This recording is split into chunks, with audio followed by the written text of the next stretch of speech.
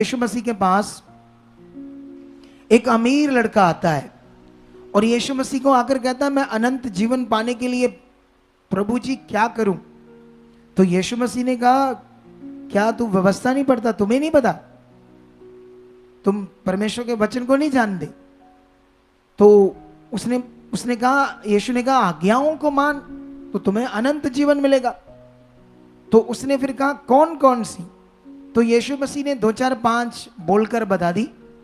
व्यभिचार न करना, झूठी गवाही न देना, चोरी न करना, ये ना करना, मतलब परमेश्वर की जगह किसी और को ना देना। तो कुछ कुछ आज्ञाएं बता दी। कहता ये तो मैं लड़कपन से, जब छोटा ही था तब से मानता आया हूं, फिर मुझ में क्या घटी है?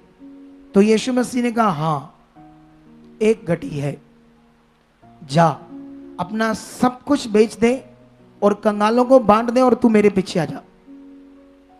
और बाइबल में लिखा, वो गया और दोबारा कभी वापस नहीं आया। और उसके बाद, वो सीन के बाद बाइबल में, दुनिया में उसके बारे में पता नहीं वो कौन।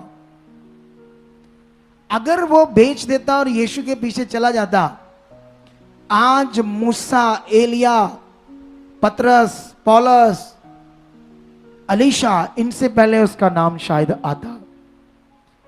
इससे पहले वो दुनिया में कुछ बड़ा भविष्यवक्ता, बड़ा इंसान होता। लेकिन उसका मन कहां था? पैसे के ऊपर, चीजों के ऊपर। उसने परमेश्वर के राज्य के बारे में जो से कहा गया, उसने कहां माना? वो शरीर में था। आज भी बहुत सारे लोग आते हैं, जाते हैं, बैठ जाते हैं, हाँ जी आगे चले गए। ध्यान नहीं दे पाते करना क्या है, समझ नहीं पाते करना क्या है। लेकिन ये वो वैल्यू बता रहा है परमेश्वर के राज्य की। आपने अपने जीवन के लिए, अपने परमेश्वर के लिए क्या किया? अपने जीवन को कितना निशावर किया, कितना ध्यान दिया, कितने बजे जल्दी उठकर टाइम से आने के लिए अपना, ये तो छोटा सा काम है ना, टाइम पर आना। बोलो मुझे बताओ, रोज हर मीटिंग में 6 बजे आऊं, 5 बजे आऊं? आ सकता हूं। हालेलुया, मैं आ सकता हूं। अगर मैं लेट आता हूं तो उसका एक कारण है, मैं अपनी प्रे में बैठा होता हूं। अगर मैं यहां बैठ जाऊंगा तो मैं अपनी प्रे नहीं कर पाऊंगा।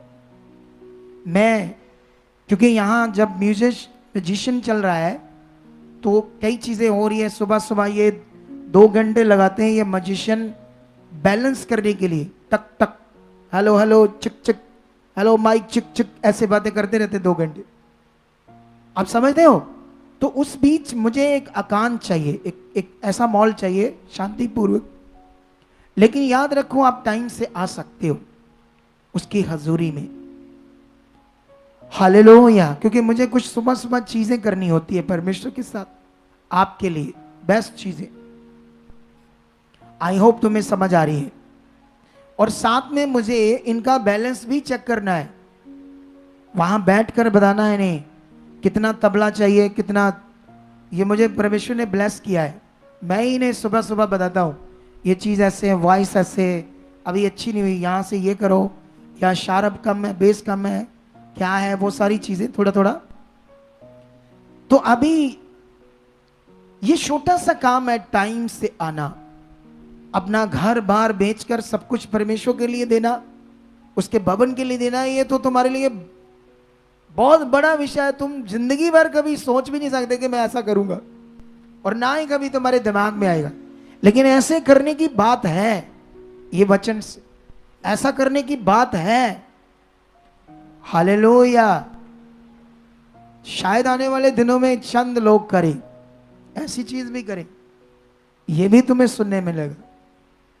लेकिन यहां पर वो वैल्यू को बताया जा रहा है, उसने कितनी बड़ी चीज को पाया है।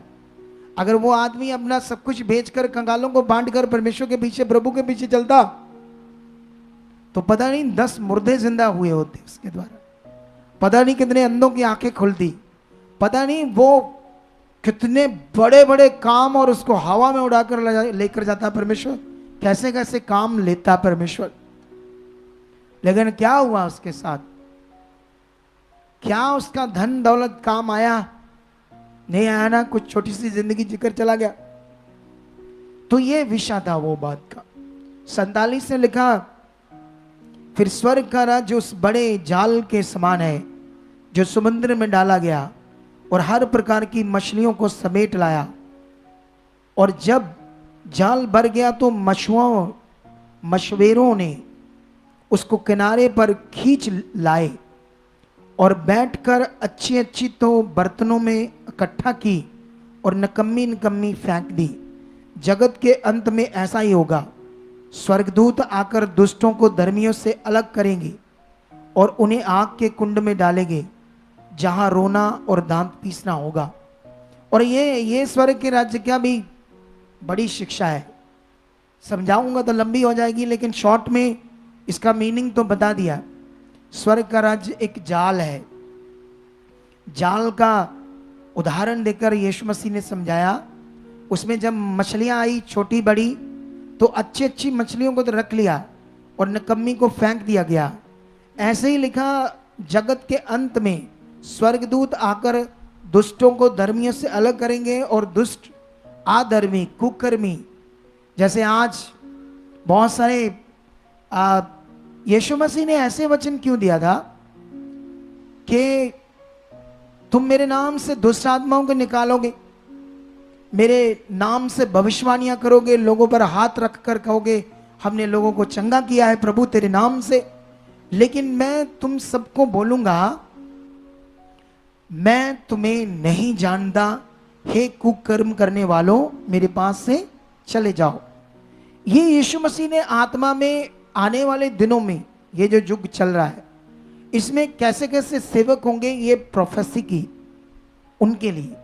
क्योंकि बहुत सारे लालची सेवक होंगे, वह विचार भी करेंगे, गलत काम भी करेंगे, है ना, गलत चीजें भी करेंगे। अब डिटेल से क्या क्या बताऊं आपको, तो वो कुकर्मी है, वो धर्मी नहीं है। धर्मी मनुष्य क्या होता है तुम्हें पता है अच्छे से?